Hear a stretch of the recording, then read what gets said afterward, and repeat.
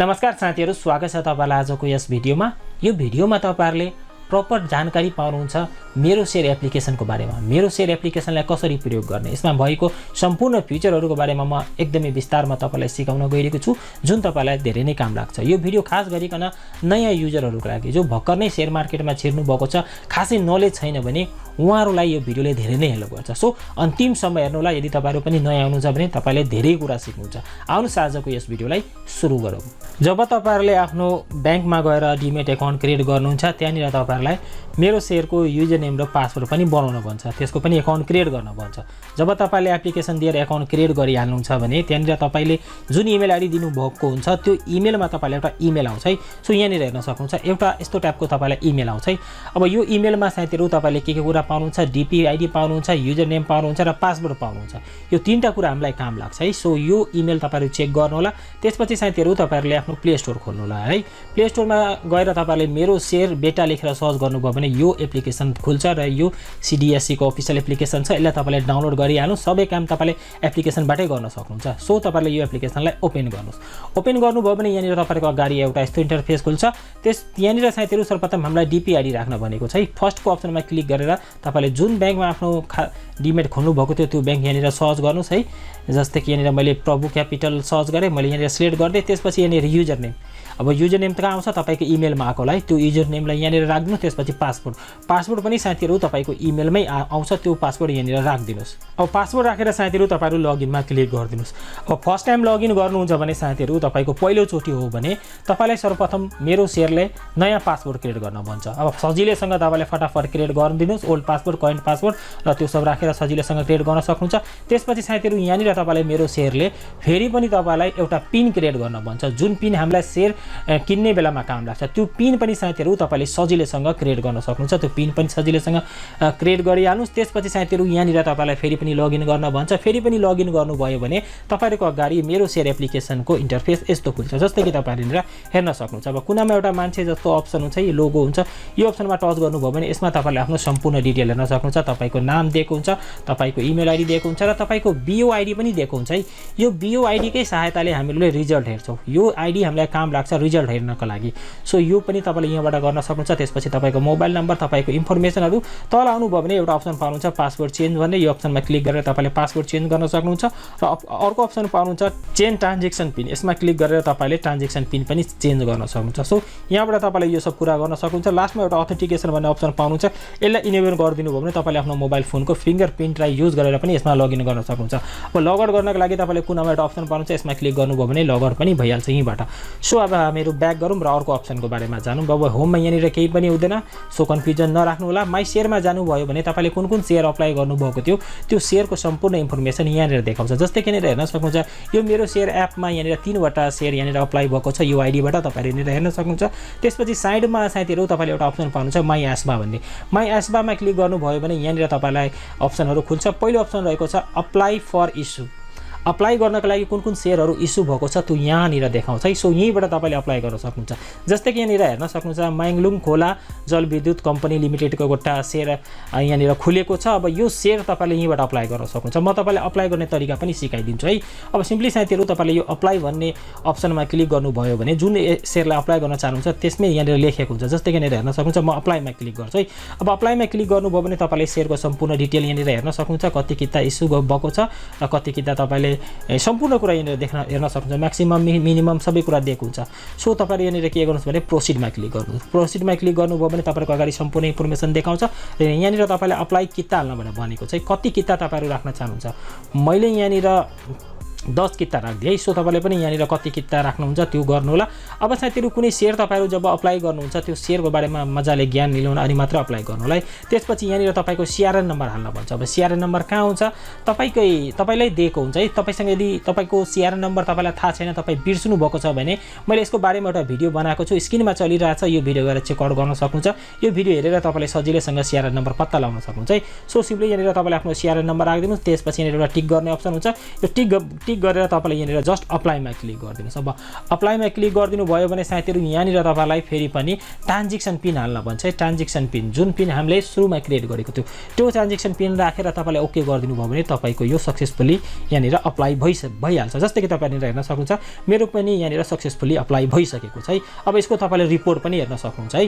So यहाँनिर यो अप्सनमा आएर तपाईले अप्लाई फर इस्युमा आएर यो गर्न सक्नुहुन्छ। त्यसपछि यता सार्नु भयो भने यहाँनिर तपाईले एउटा अप्सन पाउनुहुन्छ करेन्ट इस्यु, अहिले कुन शेयरहरु इस्यु भएको छ त्यो यहाँबाट हेर्न सक्नुहुन्छ है। त्यसपछि यहाँनिर तपाईले एउटा अप्सन पाउनुहुन्छ एप्लिकेसन रिपोर्ट। यो एप्लिकेसन रिपोर्टमा आएर साथीहरु तपाईले जुन शेयर अप्लाई गर्नुभएको थियो त्यो सम्पूर्ण शेयरको यहाँनिर पुरा इन्फर्मेसनै खुल्छ। जस्तै कि तपाईले यहाँनिर हेर्न सक्नुहुन्छ अहिलेसम्म मैले यतिवटा शेयरहरु अप्लाई गरेको छु है। अब माथि तपाईले यहाँनिर हेर्न सक्नुहुन्छ मैले जुन अघि जस्ट अप्लाई गरेको थिएँ त्यसको रिपोर्ट हेर्नु छ। यो रिपोर्टको अप्सनमा क्लिक गर्नुभयो भने यहाँनिर तपाईलाई सम्पूर्ण रिपोर्ट देखाइदिन्छ। अब यसको स्ट्याटस तपाईले यहाँनिर हेर्न सक्नुहुन्छ अनभेरिफाइड छ। अहिले यो भेरिफाइड छैन। अब यो भेरिफाइड हुनलाई साथीहरु तपाईलाई 12 घण्टा 10 घण्टा 24 घण्टा जति टाइम लाग्छ। सो वेट गर्नुपर्छ। जब तपाईको यो शेयर सक्सेसफुली भेरिफाइड भइहाल्छ भने यहाँनिर तपाईलाई भेरिफाइड लेखेर देखाउँछ। जस्तै कि तपाईले स्क्रिनमा पनि हेर्न सक्नुहुन्छ यस्तो टाइपको यहाँनिर देखाउँछ। सो यहाँबाट तपाईले रिपोर्ट हेर्न सक्नुहुन्छ तपाईको शेयर अप्लाई भयो कि भएन। सो यहाँबाट गर्न सक्नुहुन्छ। त्यसपछि यहाँनिर ओल्ड एप्लिकेसन रिपोर्टमा जानुभयो भने तपाईको पुरानो रिपोर्टहरु यहाँ देखाउँछ। सो मेरो यो एकाउन्ट नयाँ छ सो यसमा मलाई केही पनि देखाइन है।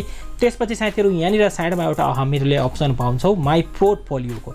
यो अप्सनमा टच गरेर साथीहरु तपाईले आफ्नो पोर्टफोलियो हेर्न सक्नुहुन्छ। जस्तै कि तपाईले जतिवटा शेयर अप्लाई गर्नुभएको थियो त्यो टोटल शेयरको कति भ्यालु छ माथि यहाँनिर देखाउँछ 40,495 रुपैयाँ। र तल तपाईले यहाँनिर हेर्न सक्नुहुन्छ कुन शेयर अप्लाई गर्नुभएको थियो त्यो यहाँनिर देखाउँछ। जस्तै कि यहाँनिर हेर्न सक्नुहुन्छ एउटा जीवन विकासको मैले अप्लाई गरेको थिएँ त्यो मलाई परेको पनि छ 10 किता। र यसको साथीहरु तपाईले सम्पूर्ण कुरा हेर्न सक्नुहुन्छ। जस्तै कि यहाँनिर हेर्न सक्नुहुन्छ यसको पर किताको भ्यालु रहेको छ अहिले यहाँनिर हेर्न सक्नुहुन्छ लास्ट ट्रान्ज्याक्सन प्राइस 1088 रुपैयाँ र क्लोजिङ प्राइस पनि 1088 रुपैयाँ रहेको छ। मैले 100 रुपैयाँको शेयर यसमा मैले बाई गरेको थिएँ 10 वटा। त्यो शेयरको रेट बढेर यहाँनिर 1080 भएको छ। टोटल यो मैले 1000 लगानी गरेर मैले 9000 प्रफिट गरेको छु है। सो अहिले मैले बेच्यो भने मेरोमा 9000 प्रफिट हुन्छ है। सो यहाँबाट तपाईले सम्पूर्ण शेयरहरु हेर्न सक्नुहुन्छ। यो भइहाल्यो। त्यसपछि इन्फाको यहाँनिर रहेको छ। त्यसपछि यहाँनिर तल जानुभयो भने अर्को पनि शेयर यहाँनिर रहेको छ। यो तीनटैलाई क्याल्कुलेट गरेर टोटल अमाउन्ट यहाँनिर देखाएको छ है 40,495 रुपैयाँ। सो पोर्टफोलियोमा तपाईले यो गर्न सक्नुहुन्छ है। त त्यसपछि साथीहरु कुनामा यहाँनिर मोरको अप्सन पाउनुहुन्छ। यो मोरको अप्सनमा जानुभयो भने यहाँनिर तपाईले एउटा अप्सन पाउनुहुन्छ माई डिटेल। माई डिटेलको अप्सनमा क्लिक गरेर साथीहरु तपाईले आफ्नो डिटेल हेर्न सक्नुहुन्छ। तपाईले आफ्नो डिपिआईडी तपाईले आफ्नो बिओआईडीहरु सबै कुरा यहाँबाट हेर्न सक्नुहुन्छ। सो यो नर्मली कुरा मैले सुरुमा पनि तपाईलाई भनेको थिएँ त्यो यहाँबाट गर्न सक्नुहुन्छ। त्यसपछि म ब्याक गर्छु। ब्याक गरेर साथीहरु फेरि पनि म मोरमा जान्छु र यहाँनिर तपाईले एउटा अर्को अप्सन पाउनुहुन्छ माई ट्रान्ज्याक्सन हिस्ट्री। यसमा आएर साथीहरु तपाईले आफ्नो शेयरको ट्रान्ज्याक्सन हिस्ट्री लेख्न सक्नुहुन्छ हेर्न सक्नुहुन्छ है। कतिवटा तपाईले बाई गर्नुभयो र कतिवटा तपाईले शेयर गर्नुभयो हुन्छ नि सेल गर्नुभयो त्यो यहाँबाट तपाईले हेर्न सक्नुहुन्छ है। सो यहाँबाट फिल्टरमा गएर तपाईले डेट बाई पनि यहाँबाट सर्च गरेर हेर्न सक्नुहुन्छ। जस्तै कि हेर्न सक्नुहुन्छ मैले सर्च गरे एउटा देखायो सीआर देखायो। तपाईले किन्नु भयो बेच्नु भयो त्यो यहाँबाट तपाईले ट्रान्ज्याक्सन हिस्ट्रीमा हेर्न सक्नुहुन्छ है। फेरि पनि हाम्रो मोरमा जाउँ र यहाँनिर तपाईले एउटा अप्सन पाउनुहुन्छ my placed share detail. My placed share detail यो अप्सनमा क्लिक गरेर साथीहरु यहाँबाट तपाईहरुले आफ्नो सम्पूर्ण शेयरको डिटेलहरु हेर्न सक्नुहुन्छ। जस्तै कि म तपाईहरुलाई यो सरल भाषामा बुझाइदिन्छु। जस्तै कि तपाईले कुनै शेयरलाई कुनै बैंकमा धितो राखेर केही कुरा लिनु भएको छ भने त्यो यहाँनिर देखाउँछ है। यो धितो राख्नु भयो भने शेयरहरु त्यो यहाँनिर देखाउँछ। सो हामीलाई यो पनि काम लाग्दैन है। नयाँ हुनुहुन्छ भने यो सब कुरालाई इग्नोर गर्नुलाई यो पछि हामीले अझै डिटेलमा जान्न सक्छौं। सो यहाँनिर म ब्याक गर्छु है। त्यसपछि फेरि पनि म मोरमा जान्छु। यहाँनिर तपाईले माई बैंक रिक्वेस्ट पाउनुहुन्छ। यहाँबाट तपाईले आफ्नो बैंकको सम्पूर्ण डिटेल हेर्न सक्नुहुन्छ र यहीबाट आएर साथीहरु तपाईले यदि बैंक चेन्ज गर्नु छ भने त्यो बैंक पनि चेन्ज गर्न सक्नुहुन्छ है। हामीलाई त चेन्ज गर्नु छैन। अब चेन्ज गर्नु पर्यो भने म तपाईलाई यसको पनि भिडियो बनाएर देखाइदिन्छु।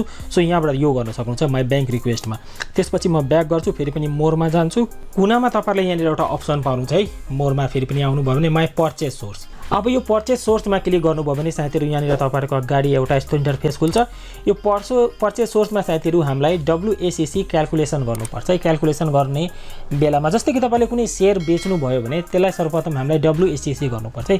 शेयर बेच्ने बेलामा हामीलाई डब्ल्युएसीसी गर्नुपर्छ। त्यसपछि हामीलाई त्यसलाई माई EDIS पनि गर्नुपर्छ। यहाँनिर त्यो कुरा देखाउँछ। हामीले यसमा मैले कुनै शेयर बेचेको पनि छुइनँ किनेको मात्र छु। सो यसमा केही पनि देखाइरा छैन।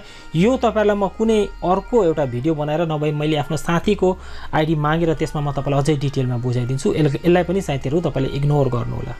अब फेरि पनि हामीहरू मोरमा जान्छौँ र यहाँनिर तपाईँले एउटा अप्सन पाउनुहुन्छ माई EDIS। यो अप्सनमा साथीहरू तपाईँले सेयरलाई ट्रान्सफर गर्न सक्नुहुन्छ है। कुनै सेयर कसैलाई बेच्नु भयो भने त्यसलाई सर्वप्रथम त हामीलाई WACC गर्नुपर्छ है। त्यसलाई WACC क्याल्कुलेट गरेर त्यसलाई हामीलाई ट्रान्सफर गर्नुपर्छ। ट्रान्सफर गर्नेको बेलामा हामीलाई यो माई EDIS गर्नुपर्छ। यहाँबाट साथीहरू तपाईँले सेयर ट्रान्सफर गर्न सक्नुहुन्छ। यो पनि साथीहरू हामीलाई काम लाग्दैन है। म तपाईँलाई यो दुईटै कुराको एकदमै सेपरेट भिडियो दिन्छु, केही दिन पर्खिनु होला है। सो त्यसको बारेमा म डिटेलमा प्र्याक्टिकल गरेर देखाइदिन्छु। सो यसमा पनि दिमाग नलाउनु होला यदि तपाईँहरू नयाँ हुनुहुन्छ भने। सो यसमा साथीहरू तपाईँले यति अप्सनहरू पाउनुहुन्छ, अरू यसमा खासै केही अप्सनहरू छैन। सो यसरी साथीहरू तपाईँले MeroShare एप्लिकेसनलाई युज गर्न सक्नुहुन्छ। मलाई लाग्छ तपाईँले सबै कुरा बुझिसक्नु भएको होला। कुनै कुरा बुझ्नु भएको छैन भने तपाईँले तल कमेन्ट गर्नुहोस्, म अवश्य पनि तपाईँको कमेन्टको रिप्लाई गर्नेछु, नभए एउटा सेपरेट भिडियो बनाएर दिनेछु। र साइडमा दुईवटा काम लाग्ने भिडियोको लिङ्क दिएको छु। तपाईँसँग थोरै टाइम छ भने यो दुईटा भिडियो पनि सेयर रिलेटेड छ, तपाईँलाई काम लाग्छ, एकचोटि चेकआउट गर्नु होला है। सो यो भिडियोबाट म यही बिदा मागेँ। जय नेपाल।